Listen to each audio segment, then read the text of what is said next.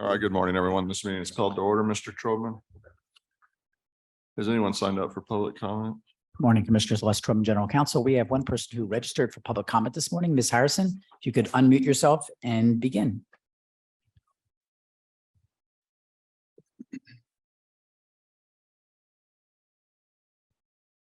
Don't believe she's joined us this morning, and that's what we've got this morning. Thanks. All right, thank you, Mr. Trobman. You know, I asked you last week if you were going solo, and now here you are. I don't know what to say about that. How are you this morning? I'm great, sir. Good. No cases to reconsider under agenda item 3. That is correct. There are no cases under agenda item 3.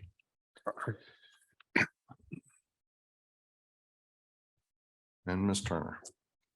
We will Good morning. consider good morning, tax liability cases under agenda item 4. I think we have one tax case on docket 21. Yes, sir. One case on docket 21. It is TD 22-040-1122. Commissioner Demerson, I agree with staff recommendation. Commissioner Trevino, I agree that the payments to the LLC members constitute wages under the Act. Regarding the cleaning staff, the work that was performed in employment, the company operates a cleaning service in which the customers contract with the company to provide cleaning services. The company holds the cleaning staff out as employees to the general public and advertises that their staff are specialized in training and certification. Cleaning staff are prohibited from soliciting clients and restricted from working for the clients for a period of 24 years. The company's revenue is entirely based on the work performed by the cleaning staff, and as such, they are fully integrated to the company's business. The company does not qualify under the marketplace contractor exception. For these and other reasons, the cleaning staff worked in employment.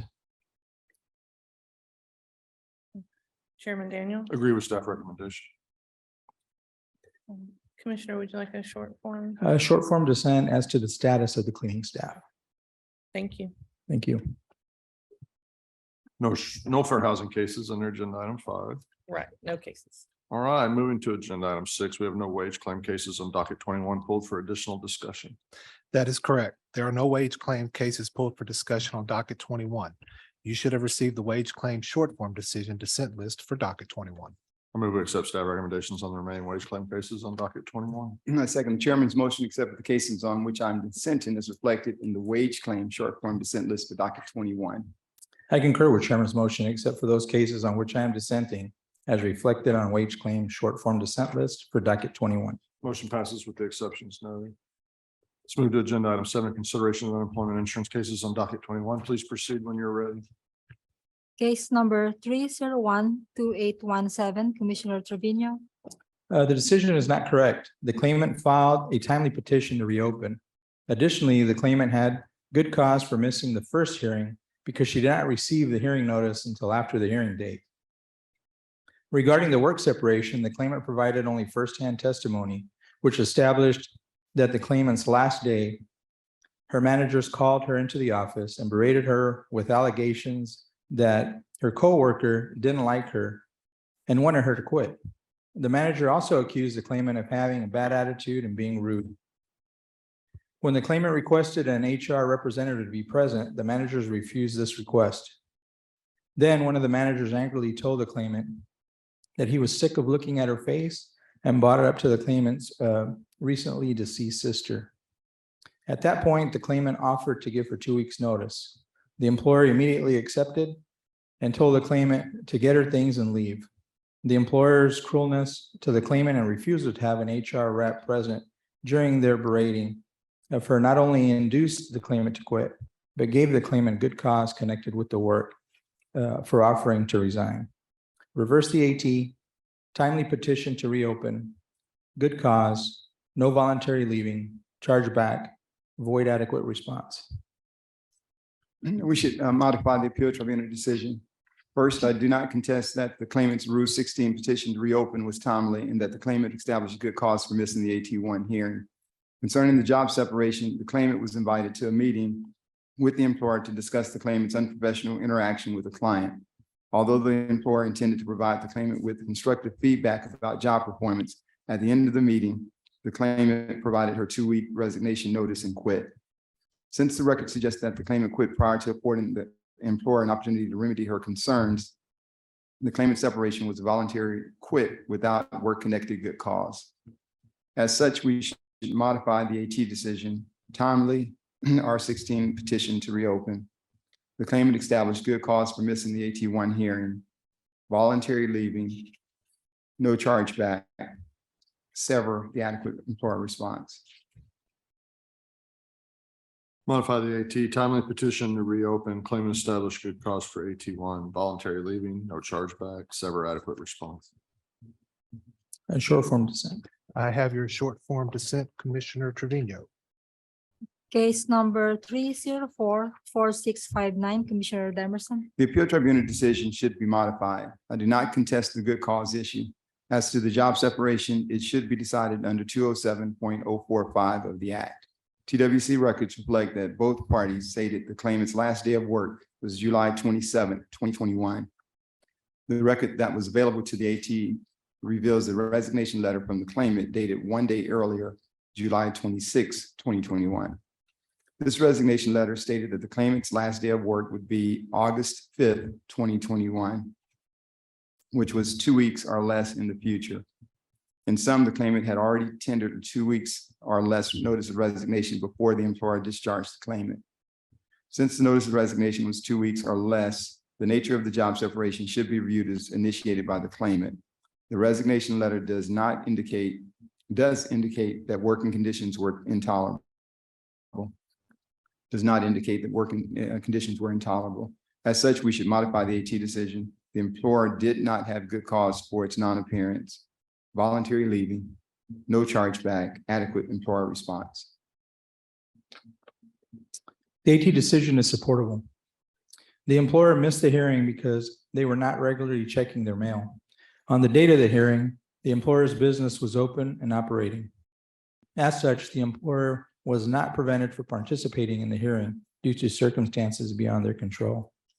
Affirm the AT, no good cause, no misconduct, chargeback. Affirm the AT. Employer did not establish good cause for AT1, no misconduct, chargeback. Short form dissent. I have your short form dissent, Commissioner Demerson. Case number 3356860, Commissioner Trevino. The AT decision is correct.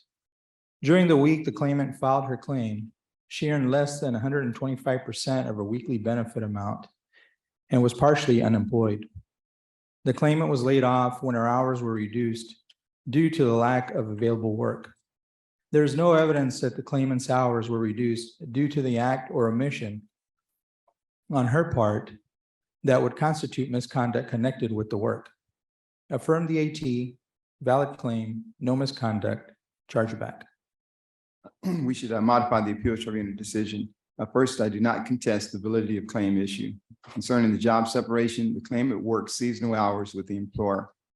Although the claimant was working reduced hours at the time she filed her initial claim, the record suggests that the claimant was advised during the time of hire that her work hours or pay could be significantly impacted during the employer's off season. Commission held in appeal number 899-CA-76 that a claimant's knowledge at the time of hire that hours of work would be variable does not provide the party with good cause connected with the work for quitting. Since the claimant was aware and accepted the employer's terms of employment, which explained that the claimant's work hours could fluctuate, the claimant's separation occurred for disqualifying reasons under section 207.045 of the Act. As such, we should modify the AT decision, valid initial claim, voluntary leaving, no chargeback, adequate employer response. Affirm the AT, valid claim, no misconduct, chargeback. Short form dissent. I have your short form dissent, Commissioner Demerson. Thank you. Case number 3375573, Commissioner Trevino. The decision is not supportable. The claimant's father reported wages for the claimant to pay her health insurance. The claimant does not work for her father, and the amounts were not in the work or any work performed by the client. Since the payments were not for work performed, the claimant did not need to report them. Even if the claimant did need to report them, her failure to do so was due to a simple mistake and did not rise to the level of willful non-disclosure or misrepresentation as required for a fraud finding. Reverse the AT, no fraud, no earnings adjustment. The AT decision is supportable. The claimant acknowledged during the investigation that she failed to report her earnings during the weeks she was filing continued claims for benefits. The instructions for filing claims are very clear about the importance of reporting all work and earnings while filing claims. Since the claimant did not explain at the hearing why she failed to report the earnings, the evidence supports the hearing officer's findings of unreported earnings and claim fraud. Accordingly, we should affirm the AT decision. The claimant acted fraudulently and failing to report her earnings from employment while receiving UI benefits. Modify the AT, forfeiture provisions not applied, affirm the earnings adjustment overpayment. To the commissioners, we have an agreement on the fraud provision. However, we do not have an agreement on the earnings adjustment. Can we clarify this point? Sir, I can agree with the chair. Okay.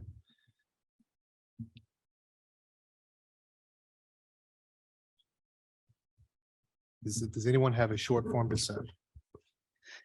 If I could just clarify for a moment, my notes indicate that we did have two votes, that there would be an earnings adjustment. It was a split majority. So the chairman and Commissioner Trevino both voted no fraud, but their earnings adjustments votes differed. Commissioner Demerson and the chairman both voted earnings adjustment in place, but their fraud votes differed. So the majority vote is unusual in this case because we have two votes for no fraud and two votes for keeping the earnings adjustment. I just wanted to make that clear so the commissioners can clarify further if they wish. So if I short form dissent on the no fraud side. So what is the majority vote that you just stated? The majority vote as stated is no fraud provision and an earnings adjustment in the amount of $9,627.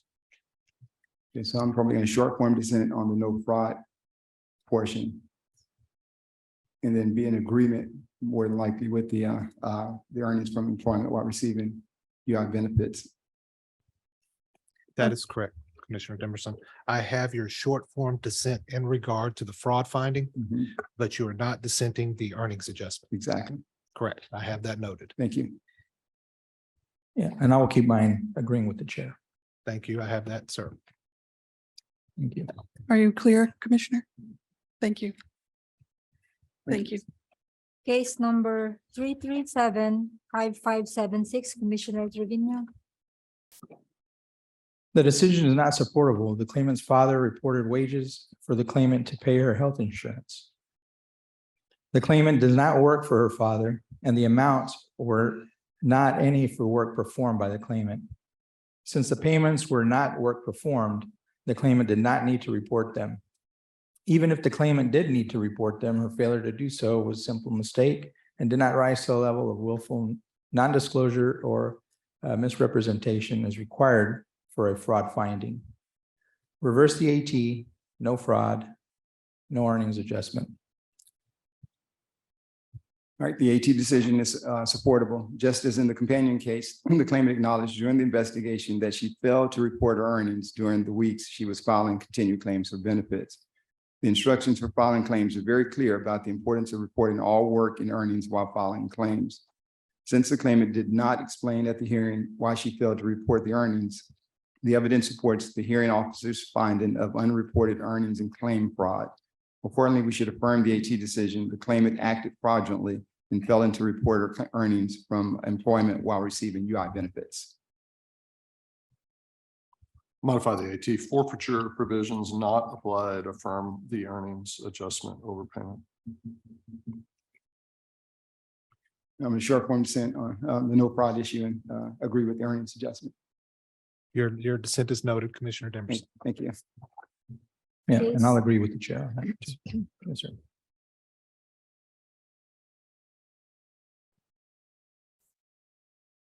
Case number 3380501, Commissioner Trevino. The decision is not supportable. After experiencing a traumatic incident in the workplace, the claimant sought help through the VA and the employee assistant program. The claimant's physician gave him medicine to help him cope with his trauma, and the claimant tried to return to work. However, on his final day, the claimant just couldn't function at the job. So he scheduled another appointment at the VA. His supervisor then convinced him to resign, so the claimant submitted his resignation. The claimant was later diagnosed with PTSD. Therefore, this separation was clearly due to the claimant's medically verifiable illness. Reverse the AT, no voluntary leaving, MVI. The appeal tribunal decision should be affirmed. The claimant quit his job while work was still available for him. In addition, the doctor did not advise the claimant to resign. Moreover, the employer witness stated that she was not aware of the claimant requesting an assignment to a different unit, but that it could have been arranged if the claimant requested. As such, the claimant quit without work-connected good cause, and we should affirm the AT decision, voluntary leaving. Affirm the AT voluntary leaving. Short form dissent, sir. I have your short form dissent, Commissioner Trevino. Case number 3381101, Commissioner Trevino. The AT decision is not supportable. The claimant supervisor was upset that the claimant did not complete a task the night before because it was too late when he was asked to do it. The claimant offered to complete the task that day, but during their discussion, the supervisor cursed and threatened the claimant.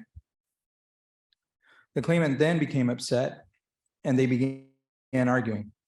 The discussion ended with the supervisor telling the claimant to leave and anything left behind would be mailed to him. The supervisor's statement was a clear expression of discharge.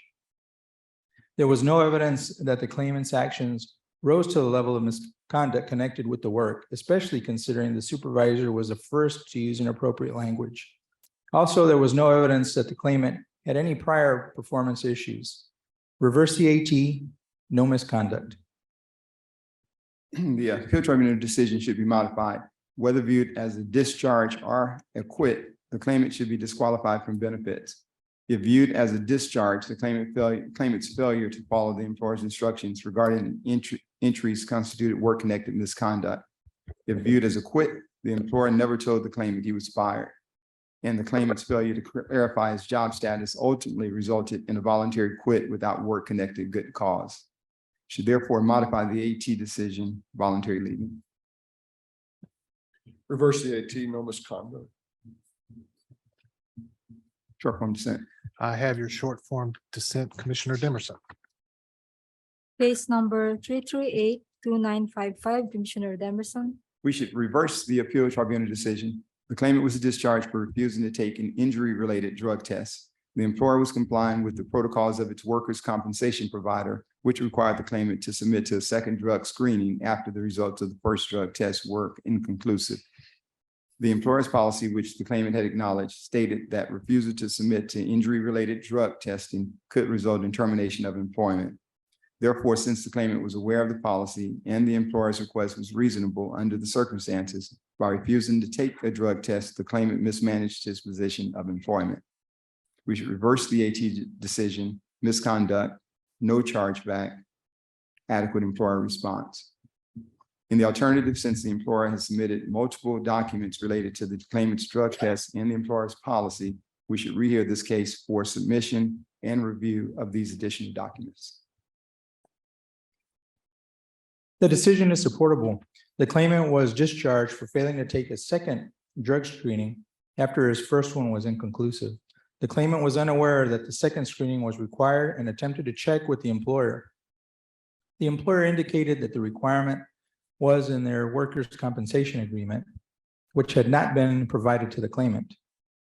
The employer has not established that the claimant's action constituted misconduct connected with the work. Affirm the AT, no misconduct, chargeback. Read here. We will rehear the case.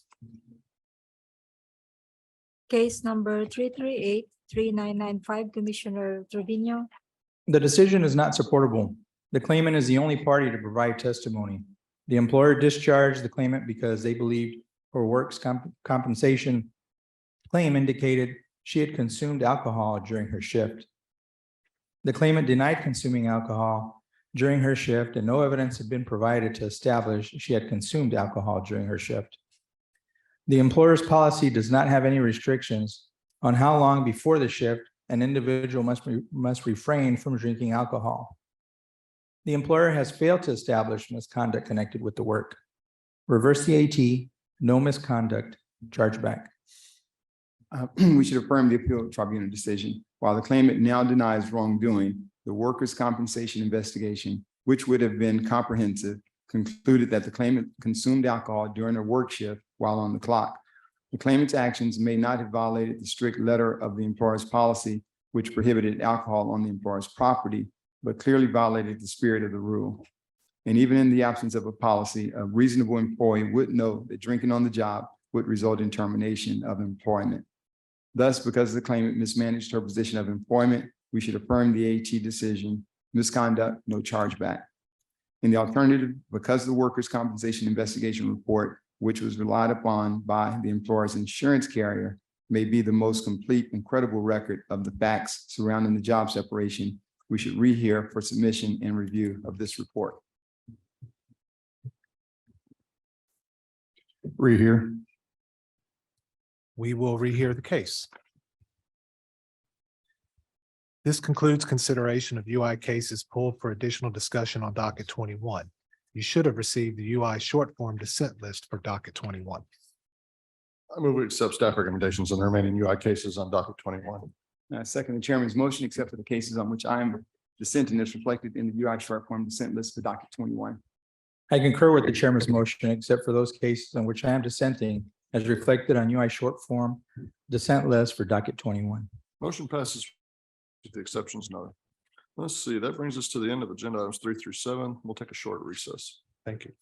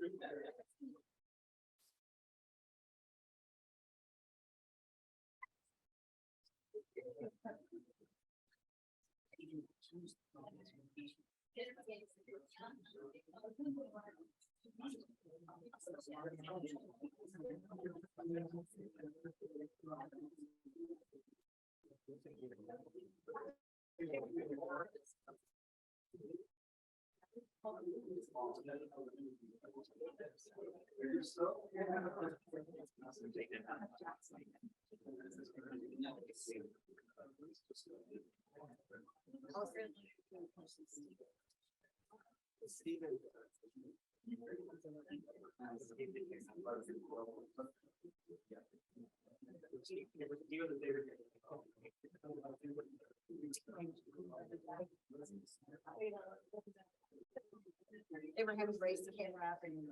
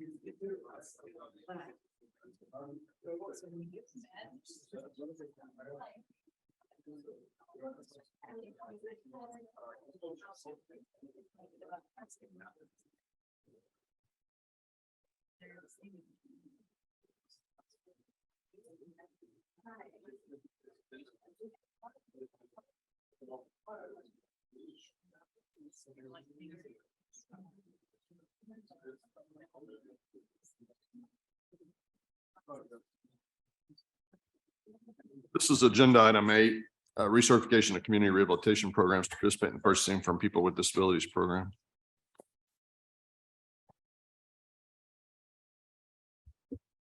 Morning, Commissioners. Mr. Serna, Juan Garcia with the Vote Point Hive Division. This morning for your possible action, we have 5 CRPs that are applying for recertification in order to continue participating in the Purchasing from People with Disabilities Program. All CRPs meet the requirements for recertification. They all are paying minimum wage or higher and provide a mix of products and services. So staff recommends the recertification of all 5 CRPs as presented in the discussion paper. Comments or With that- questions? One is Kelvin Moore still on your team? Kelvin Moore?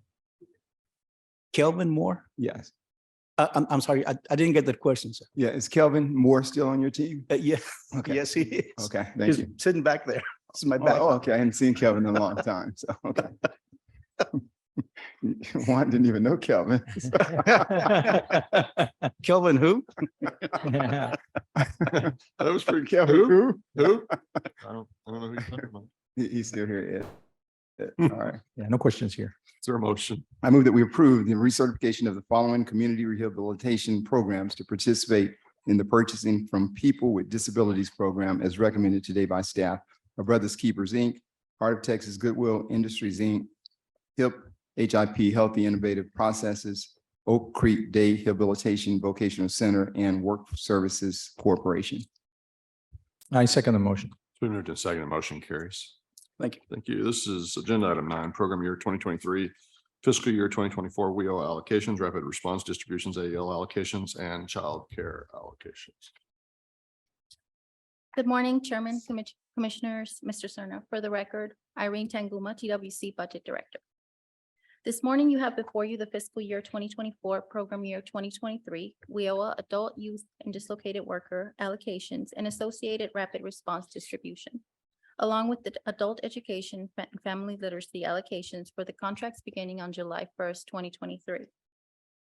Using the recently released Department of Labor WEOA state allotment and updated data factors, TWC will be allocating $214,439,258 in combined WEOA adult youth and dislocated worker funds, along with an additional $955,595 in rapid response funding. This represents a net increase of 12.7% over the prior year allocation. The rapid response funding is equal to 1.25% of the statewide dislocated worker allotment, the same as FY 2023. TWC normally does not receive the AEL state allotment until July 1st, which is when these contracts begin. Historically, the planning estimate amounts have not changed with the issuance of the final allotment. So I'm bringing forward the AEL allocations developed with the updated data factors.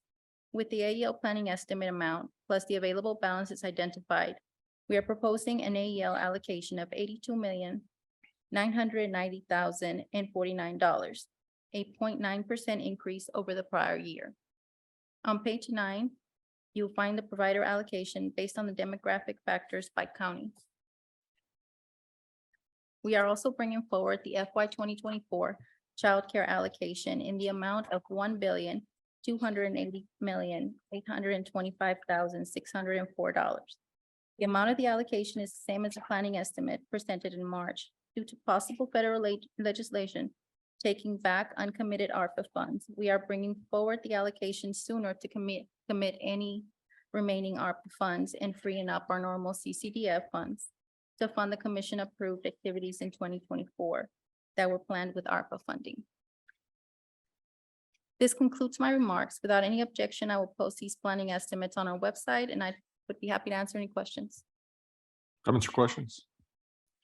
None here right now. And none here. Is there a motion? Mr. Chairman, are we letting Irene get off that easy? I mean, Chris's one didn't show up. She didn't really do anything, so. Where's Chris? He's in Dallas doing a presentation with Reagan. That's not what it is. That's a completely different story than we were doing this. Conversations afterwards. Understood. So, Mr. Chairman, I move to adopt the program year 2023 and fiscal year 2024 WIOA Title I block grant allocations, rapid response distributions, WIOA WIOA Title II AEL allocations, and child care allocations as presented today by staff. Thank you. I second the motion. It's been moved and seconded and votes unanimous. Thank you. Thank you.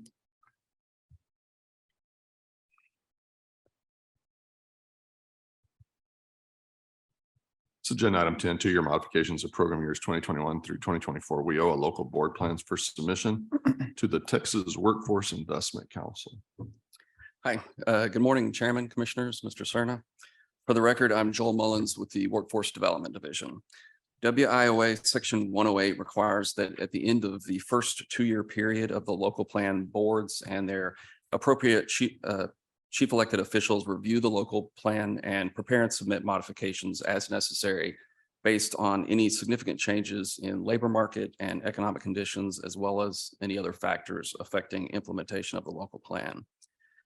Boards have reviewed their program year 21 to 24 local plans in accordance with WIOA regulations and TWC guidance, and have submitted plan modifications with their revised target occupations and in-demand industries lists.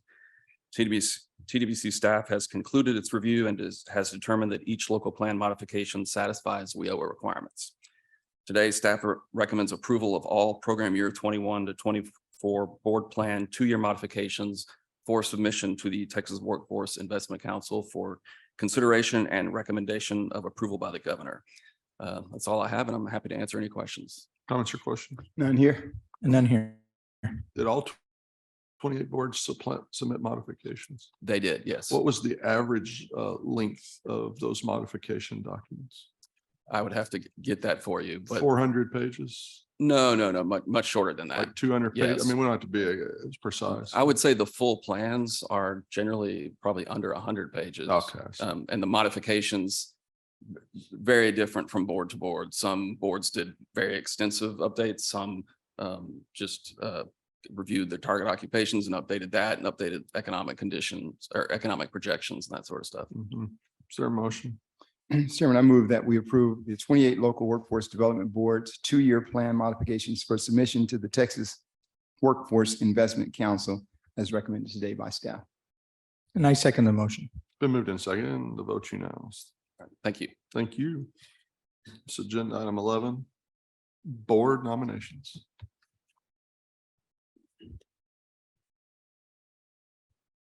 Good morning, Chairman, Commissioners, and Mr. Cerna.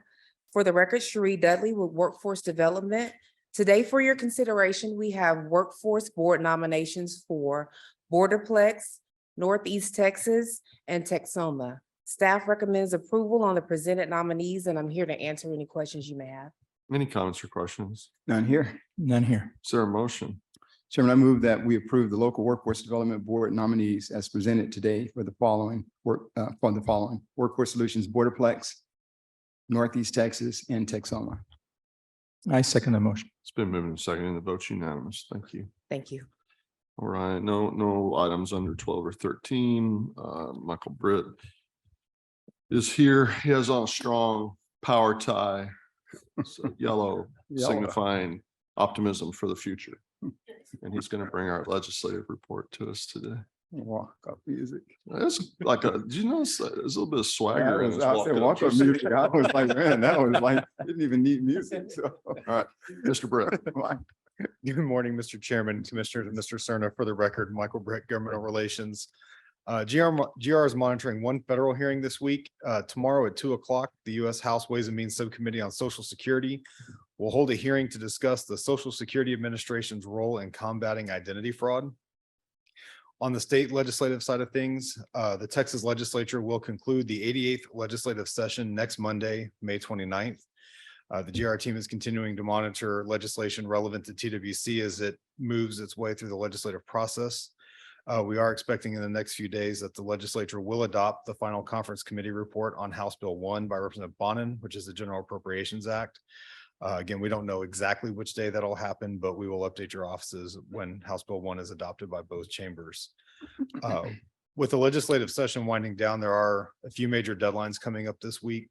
Today is the last day that the Texas House can consider Senate bills and Senate joint resolutions on second reading. Tomorrow is the last day for the Texas House to consider Senate bills and Senate joint resolutions on third reading. And it's also the deadline for the Texas Senate to consider all bills and joint resolutions. And then finally, the last major deadline of the legislative session is coming this Sunday, which is the last day for the House and Senate to adopt conference committee reports. This concludes my remarks. I'm happy to answer any questions. Any comments or questions? Not here. None here. Thank you very much. Thank you. And an executive director's report. Not today. All right. Any other order of business come before the commission? Chairman, a couple of things real quick. I wanted to commend the work that's taken place with the Workforce Solutions Dallas team and the TxDOT's Connect You to Jobs. I had a construction career fair in Dallas. That was a well-attended event, a good event that's really going to pay off for the construction industry. Also attended an event at Austin Community College at the Make It movement, and want to encourage folks to get out to see that. It was a ribbon cutting on the ACC campus, and so Workforce Solutions Capital and Rural Cap were involved in those initiatives. And then lastly, Be Pro, Be Proud is something that Phaedra Redifer and the Workforce Solutions North Central team are working on. And these are initiatives that are going to fuel the pipeline for our Texas employers. And so we're just proud of that work that's taking place here in Texas as we continue to make sure that employers have access to a talented workforce. Yeah, I just got one quick thing too. I want to thank my lead attorney, James Sutton. Today is his last docket hearing here. He's going to be taking a position with another state agency. So I wanted to thank him for all his support that he gave my office while I've been here and the office before. So appreciate all your hard work and good luck, James.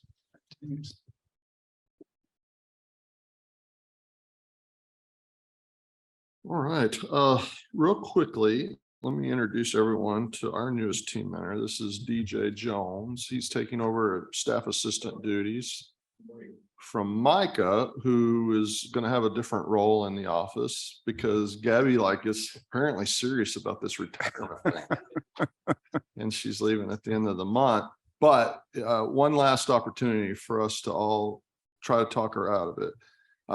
If you have some time immediately following this meeting, come up to my office. We're going to have a reception for Gabby up there. Please join us for some light refreshments. I think she's pretty serious, so we're probably going to have to wish her a fun, not really a farewell, because we'll lure her back in here every once in a while, but at least say goodbye for now. In my office, immediately following this building, we'd love to have you. Anything else? Is there a motion to adjourn? So moved. I second the motion to adjourn. Been moved second to adjourn, and we're adjourned. Thank you. All right.